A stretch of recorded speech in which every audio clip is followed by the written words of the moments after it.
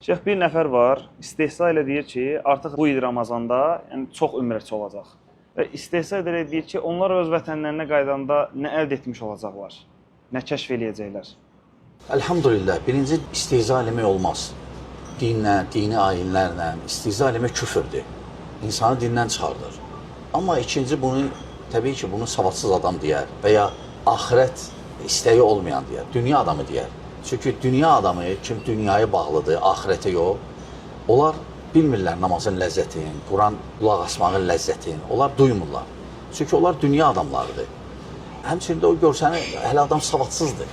Savadsızdır və şeytana qulluq eləyəndir. Çünki belə fikirləri yayırsa bu adam, bu görsəni ki, bu İslama xidmət eləmir, şeytana xidmət eləyir. Yəni, bura gələn biz bunun şahidi oluruq. Yəni, demək ki, Kəbəyə heç də təsir eləmir, çünki o, ola bilsin, müsəlman deyil. Biz özümüzdən də hiss edirik bunu. Hətta bizim bura ehtiyacımız var. Baxmayaraq, biz dindəyik, biz ibadət edirik.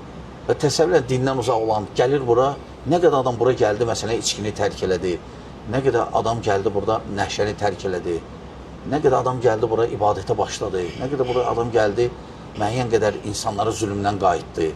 Adi bir dənə sədəqə təsirləyir. Və təsəvvürlə bu cür ibadət və bu cür yer.